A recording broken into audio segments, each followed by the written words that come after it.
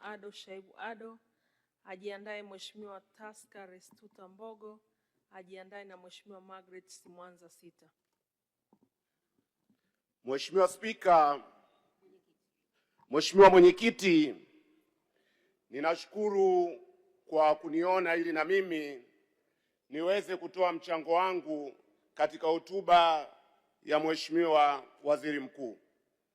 Na nina imani kwamba kutokana na nafasi yetu tumekuwa tukipewa hapa uwiano wa kuchangia kwa siku. Sisi ACT tumeambiwa kwa nafasi yetu ya wabunge 9 tuna nafasi ya kuchangia angalau mchangiaji mmoja kwa siku. Huwa tunapewa hivi kutoka ofisi ya katibu pale.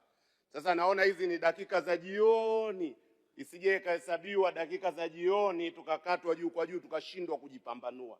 Ule msingi wa kwamba nafasi yetu ya kuchangia mchangiaji mmoja izingatiwe ili bunge lipate kusikia mawazo yetu pia. Mheshimiwa Mwenyekiti, nimepata faida ya kuwasikia wachangiaji wenzangu, waheshimiwa wabunge, na wengi wamejikita katika kuchambua hoja mbalimbali ambazo zipo katika hotuba ya Waziri Mkuu. Lakini mimi nitachukua njia tofauti, nikitambua kwamba hotuba ya Waziri Mkuu katika bunge la bajeti sio hotuba ya kawaida. Hii sio hotuba ya kisekta. Hii sio hotuba itayojikita kwenye maduhuli tu ya serikali na namna ya kuyatumia. Hotuba ya Waziri Mkuu ndani yake inabeba tafakuri ya mwaka uliopita wa fedha. Hotuba ya Waziri Mkuu inabeba maono ya serikali katika mwaka ujao wa fedha. Kwa hiyo mimi nitajielekeza katika maeneo ambayo kwa maoni yangu yamebeba ukimya mkubwa sana katika hotuba ya Waziri Mkuu. Yako maeneo Mheshimiwa Mwenyekiti, mimi ninaona yalipaswa kuwemo kwenye hotuba ya Waziri Mkuu au yalipaswa kupewa uzito wa kipekee, lakini naona hotuba hii imebeba ukimya katika maeneo hayo, na kwa ajili ya muda nitayataja machache. Eneo la kwanza, Mheshimiwa Mwenyekiti, nimeisoma hotuba ya Mheshimiwa Waziri Mkuu. Kurasa zote 122.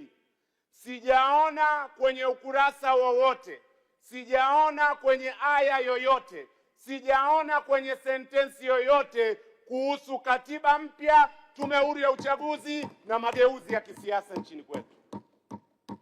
Hatua hii ya hotuba ya Waziri Mkuu kukaa kimya juu ya jambo hili muhimu sana, sisi tunaipa tafsiri kubwa sana.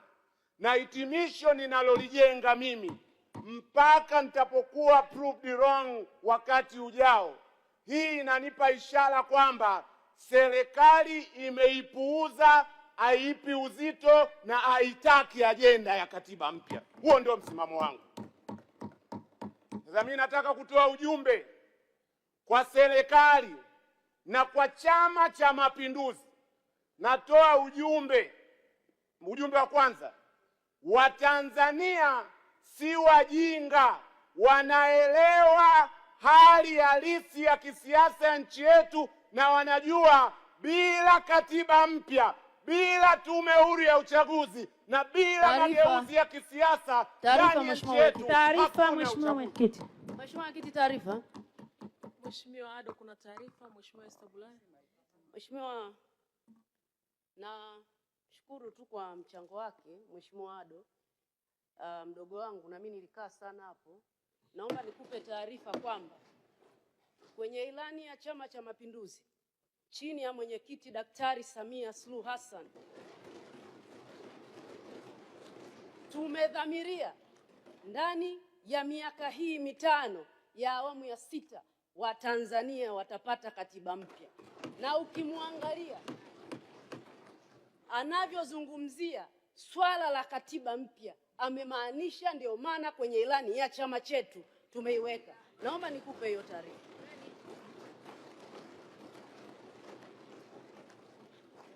Mheshimiwa Ado, unaipokea taarifa hii? Taarifa nyingine Mheshimiwa.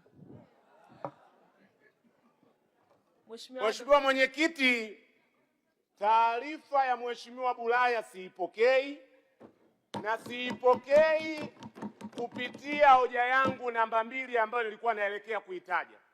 Ujumbe wangu kwa serikali na Chama cha Mapinduzi, ujumbe namba 2: katiba mpya sio ajenda ya CCM. Katiba mpya sio ajenda ya serikali.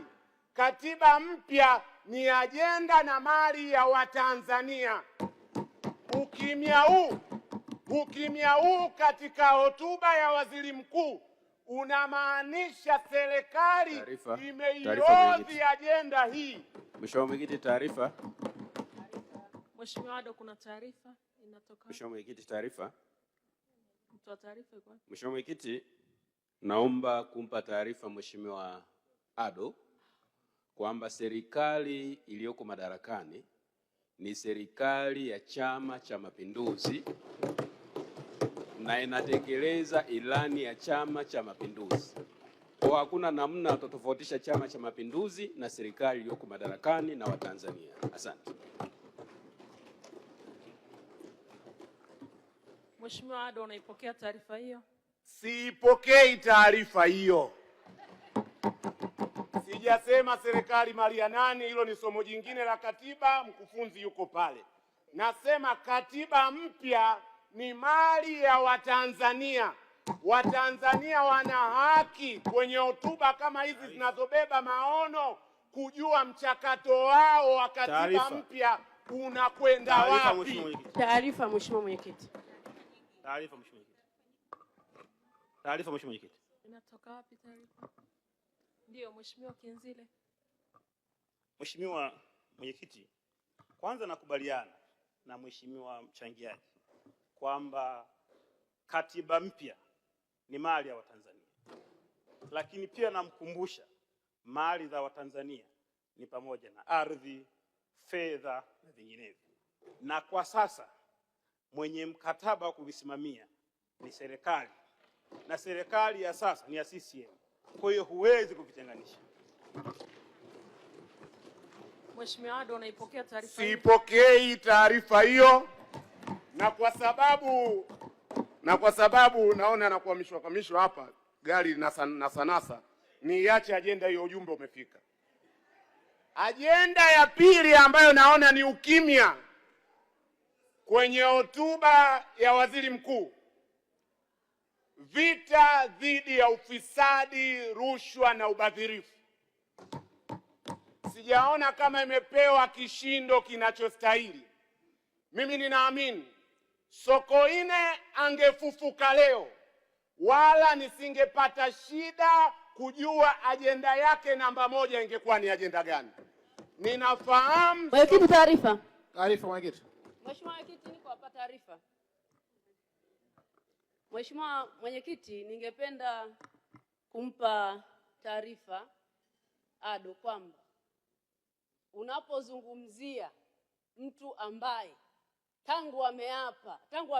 tumemthibitisha kwenye bunge hili kwa kinywa chake, kwa vitendo, kuzungumzia masuala ya ufisadi na kukemea ubadhirifu na kukemea uzembe, ni Waziri Mkuu Daktari Mwigulu Nchemba.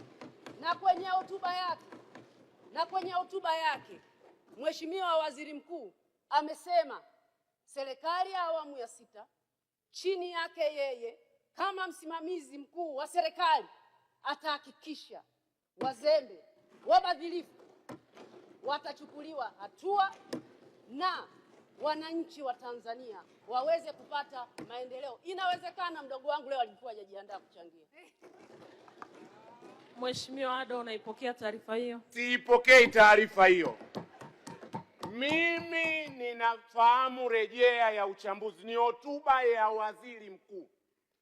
Ninaweza kukueleza waziri mkuu wapi amezungumzia juu ya rushwa na ufisadi.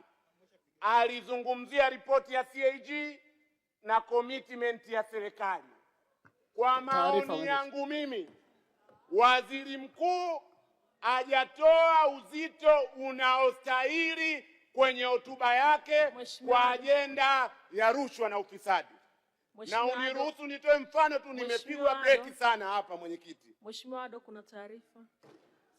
Kanuni zetu zinaruhusu. Kuna taarifa, naomba uipokee. Mheshimiwa Mwenyekiti, naomba nimpe taarifa mzungumzaji rafiki yangu Ado. Nadhani atakuwa hajaisoma vizuri hotuba ya Waziri Mkuu. Ukisoma hotuba ya Waziri Mkuu, Mheshimiwa Mwenyekiti, kwenye eneo lote alilozungumzia utekelezaji wa shughuli za serikali, ameeleza kuhusu vita dhidi ya rushwa na ufisadi kwa ujumla, lakini ameeleza kwenye maeneo mahususi. Alipozungumza kuhusu ripoti ya CAG, Mheshimiwa Waziri Mkuu amesema.